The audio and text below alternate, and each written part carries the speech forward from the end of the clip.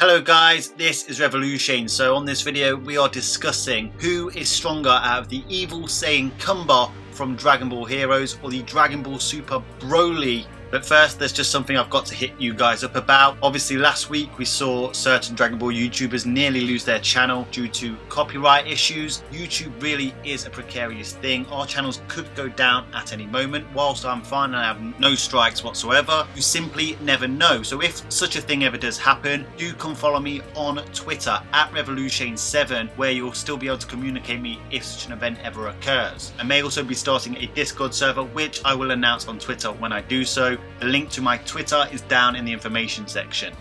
So, Dragon Ball Super BROLY will be out in approximately 3 months' time. We know from interviews that BROLY will be the most powerful villain that we've ever seen in the mainstream continuity of Dragon Ball, Dragon Ball Z and Dragon Ball Super ever, including Awakened Jiren. But whilst the Dragon Ball Super ended back in March with the conclusion of the Tournament of Power, and obviously waiting a certain amount of time for this movie, we have been treated to some Dragon Ball Heroes promotional anime, which has revealed another extremely powerful Saiyan, the Evil Saiyan Cumber, who has fought against the likes of Super Saiyan Blue Kaioken Vegito. So in this video we are going to be discussing the potential of Broly's power in comparison to Cumber's power from Dragon Ball Heroes. But before we begin, in episode 2 of Dragon Ball Heroes, the promotional anime, Cumber actually turned Super Saiyan 2 Goku into a Berserk Goku. Obviously this Berserk transformation is what Kale has in Dragon Ball Super the anime as well as the manga, and of course Broly's legendary Super Saiyan transformation is strikingly similar. I know that Cumber is an ancient evil Saiyan, we know that he has a problem with the Super Saiyan God, potentially Yamoshi. This is the question for you: would you like to see Cumber introduced into the mainstream continuity of Dragon Ball Super? Drop your thoughts and theories down in the comment section, I look forward to reading them. But this video is specifically about the power of these two characters.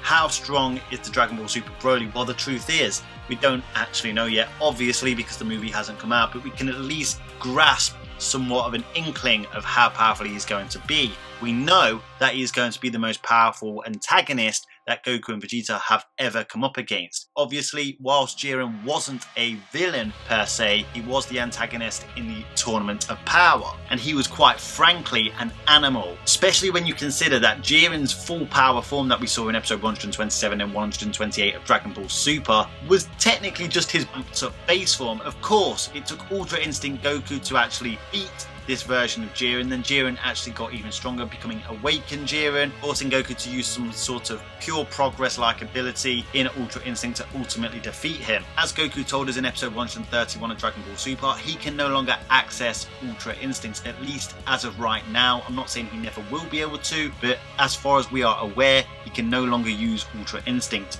Broly is going to be stronger than Jiren, so with Super Saiyan Blue or even Super Saiyan Blue Kaioken times 20, he simply stands no chance against this monstrous power level of Broly. Of course, the first time we saw Super Saiyan God was in the Battle of God Saga, when Goku underwent the Super Saiyan God ritual and fought against Beerus, the God of Destruction, who we found out was heavily suppressed. Even so, their fists clashing were about to tear apart the atomic bonds of 3 and 4 dimensional matter. They were going to completely annihilate Universe 7 until Goku found a way to perfect his technique, which ultimately nullified the impact, thus stopping the shockwaves from causing such devastation. Universe 7 is a macrocosm that consists of the mortal universe, which is equivalent to our universe, the cosmos, which is the same size as our universe, even as a layer of hell, which is pretty big, and even as the extra radius created by the supreme world of the Kais, as well as the Makaiyoshin realm. So it's pretty damn big. Of course, Goku would absorb the power of the Super Saiyan God ritual into his base form in what is now known as Saiyan Beyond God, be able to stack Super Saiyan, Super Saiyan 2, Super Saiyan 3, Super Saiyan God again, Super Saiyan Blue Kaioken times 20. By the time you stacked on all these multipliers onto what he was previously capable of in Battle of Gods, as a Super Saiyan God against Beerus, using the key multiplication scaling, which basically means multiply your ki, you multiply all your combat abilities including speed, defense and strength. Basically, if you multiply your ki, you multiply your power as well as your attacking potency. And here's the kicker, it doesn't necessarily increase at a linear rate. We have seen time and time again that power levels have seen exponential growth in terms of attacking potency. Even in the original Dragon Ball, we saw Goku with a power level of 10 damage a car, and then we saw Master Roshi with a power level of 139 vaporize the moon. There's a big difference between destroying something and vaporizing something. By all means, correct me if I'm wrong, but I'm pretty sure about this. I'm pretty sure the moon amasses for more than 14 cars. Given this way of scaling, given the multipliers that you can stack on top of Saiyan Beyond God, Goku with Super Saiyan Blue Kaioken times 20 would be at mid-multiversal levels of power, or at least should I say attacking potency. Of course, judging by Goku's face in the Dragon Ball Super Broly movie trailer, Broly is going to be far stronger than that with his legendary Super Saiyan transformation or fully powered Super Saiyan transformation, whatever you want to call it. So basically, you can just scale Broly up even further. How many times is he going to be stronger than Goku? I imagine quite a few, but we don't know yet. But there's a massive difference between mid-multiversal and high multiversal, and it's an even bigger difference between high multiversal and quantiversal. Now, whilst concepts of ki or chi exist in real life, the way that Dragon Ball uses ki as an attacking weapon is completely and utterly fictional. Essentially, in Dragon Ball, what it is a metaphysical energy which has ultimately never been stated to have any dimensional barriers in terms of how powerful it can amp the user. Even in the mainstream continuity of Dragon Ball Super, we've seen Goku demonstrate enough power to turn a space-time continuum into an empty void as per the older Kai. We've seen Goku break through Hit's pocket time dimensions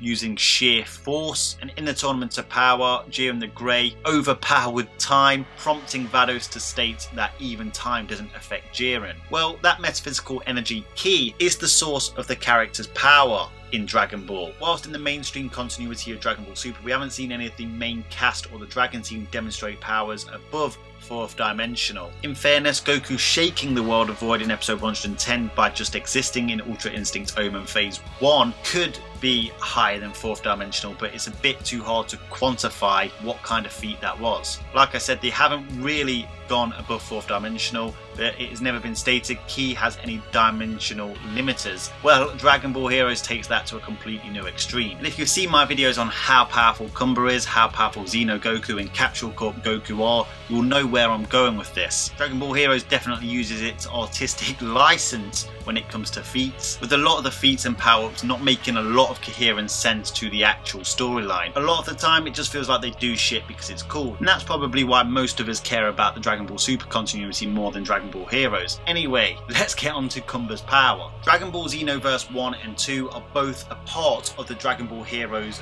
timelines. Basically, in Dragon Ball Xenoverse 1, Saiyan Beyond God Super Saiyan 3 Goku fights against Demigra in the Crack of Time. The Crack of Time is a dimensional construct above the natural flow of time. Ultimately, the Crack of Time is a 5th dimensional construct. It holds the shards of time. Demigra intends to rewrite history by wiping out everything, meaning the multiverse, which basically follows Everett's many worlds theories, an infinite amount of timelines from an infinite amount of possibilities, and use Toki Toki's egg to give birth to a new universe, a new 3 and 4 dimensional new time-space continuum. Well, alongside your custom created character on Xenoverse 1, Super Saiyan 3 Goku defeats Demigra, who has been stated to be beyond time and space. Demigra is a 5th dimensional being. Super Saiyan 3 Goku beats him alongside your custom created character. Already we have a quantifiable feat that puts Saiyan Beyond God Super Saiyan 3 Goku beyond anything we've seen in the mainstream continuity of Dragon Ball Super. Like I said,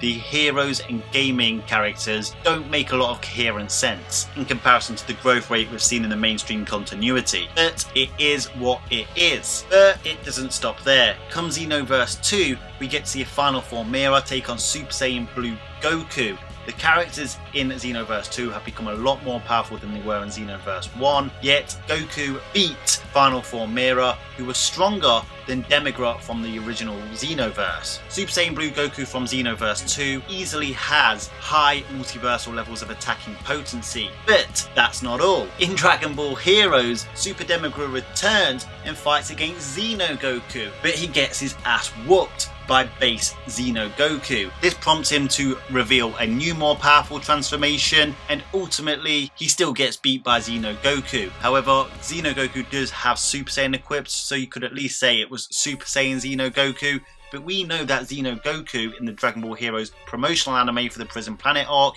is capable of transforming into a Super Saiyan 4, but we'll get to that in just a moment. This version of Demogorgon who fought against Xeno Goku was stated to be affecting the real world, not our real world, but Beat's real world, the character that enters the Dragon Ball Heroes game as an avatar and fights alongside our heroes. But Demogorgon was affecting his world, which means it would be a world above even the 5th dimension that we know exists in the Dragon Ball Heroes multiverse. That means this version of Demogorgon was able to affect the 6th dimension, and like I said, Super Saiyan Xeno Goku defeated him, meaning that Super Saiyan Xeno Goku has at least 6th dimensional attacking potency, low quantiversal levels of attacking potency. Of course, that's just Super Saiyan. Xeno Goku is capable of Super Saiyan 4. This is an extremely powerful transformation, often downplayed because of everybody's dislike for GT, but don't get it twisted. This isn't Dragon Ball GT Goku. Super Saiyan 4 is an immensely powerful transformation. I did a video last year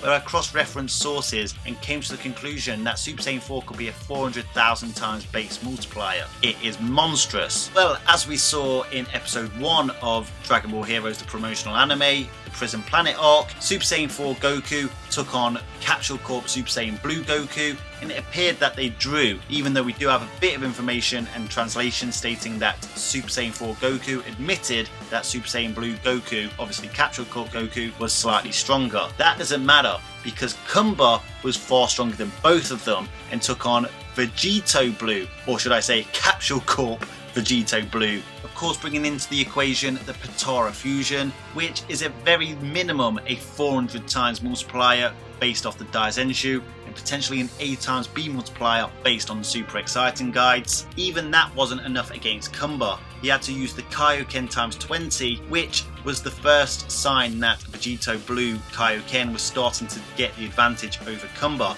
Of course, Cumber would then send a power ball up into the sky and turn into a Golden Oozaru, which far surpasses even the Super Saiyan 3 multiplier of 400 times. Cumber is an absolute beast. He is easily high 6th dimensional, possibly touching 7th dimensional. Remember, as I said earlier, Ki has never been stated to have any dimensional capacity, and Dragon Ball Heroes certainly doesn't care about that capacity. So it's pretty damn clear that the Heroes characters are vastly overpowered compared to the mainstream continuity characters. Whether you care about those Heroes characters, that's up to you, because a lot of it doesn't make a lot of coherent sense, but they are stupidly more powerful, and even BROLY, as powerful as he may be in the upcoming movie, and who knows, maybe he'll pull off some 5th dimensional feat in the upcoming movie. I hope so, but it doesn't matter because Cumber is high 6th dimensional, possibly 7th dimensional.